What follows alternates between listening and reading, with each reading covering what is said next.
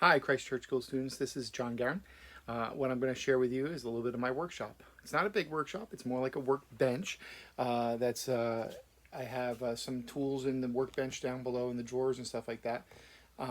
And so you can see my workbench. It's just a very nice heavy-duty space to work off of. And what I'm going to share with you today is something called a scroll saw. But the one I have is a tabletop version. It's the handheld version is kind of like a jigsaw, but jigsaws, while they can make tight turns, the scroll saw is meant for even more detailed, tighter turns, and you'll see the outcome in a minute. But this is a scroll saw, and the scroll saw, like I said, the one I have is a tabletop version. So the scroll saw has a platform that you move the wood around on. There's a safety arm that goes around the blade when it's moving. Um, you can use it with and without, but you really need to you would want to use it with a safety arm unless you really need to get close to the edge. But I would still not recommend doing it without. I'm just taking it off to show you. The scroll saw has a big motor over here that causes the blade to move up and down very short distances, but also very fast. And let me show you how fast that goes. And you can see the scroll saw moving. It's also relatively quiet for the speed that it's moving at, but that's the scroll saw. When it stops, I'll show you a little bit closer. The blade on a scroll saw is very thin front to back. Of course, it's thin cut widthwise, but the blade being short front to back is what really allows it to make it tiny cuts. The handheld version of this is called the coping saw. So what I'm going to do is I'm going to do the Christ Church School logo, what this is going to be 3 separate pieces is the logo, but somehow I have to decide where it's going to connect. So when I decide that, I'll just do a couple of lines. Now the pencil lines are just a guideline. The guideline will, again, if you're not perfect on it, one thing is with woodworking, unless you're making a cabinet or something like that where it needs to be perfect, the guidelines, when you're doing something like a scroll saw, you don't panic when you go off of them.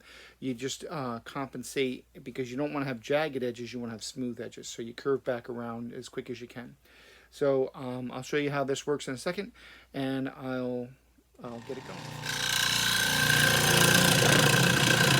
Now what I'm doing here is cutting off the top piece of wood because none of that has drawing on it, and that will get in the way when I try to make my swings.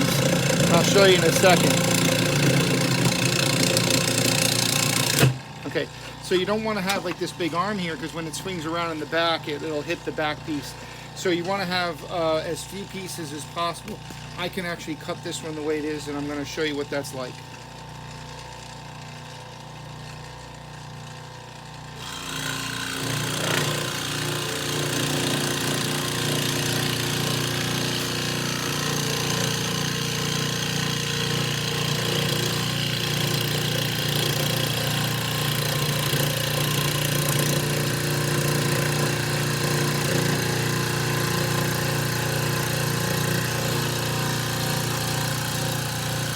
Now, when you get to a spot, if you need to, you can always back up and come out the way you came in.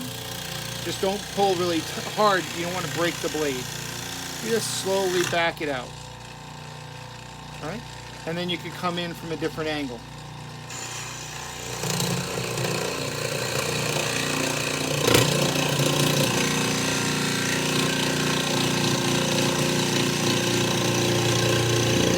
And watch how quick. So that cut it off, but look at how tight of a turn I can make with the scroll saw. And so I can make a very tight turn just like that. All right, so I'm going to time lapse the rest of it so you can see what it's like.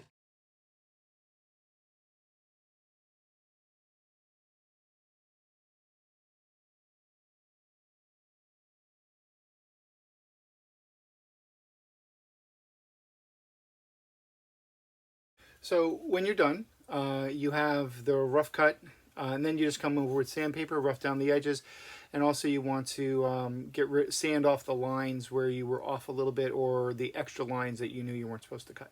So that's using a scroll saw. You can see our logo. And I hope you had enjoyed watching this. Have a good day. All right, so when you're done sanding it, it's going to look like this. You got smoother edges. You got rid of all the line marks that were there. The stuff that's in between, you have to spend a little bit more time on if you really want to get it smooth. But that's what the finished product looks like. Thanks for watching.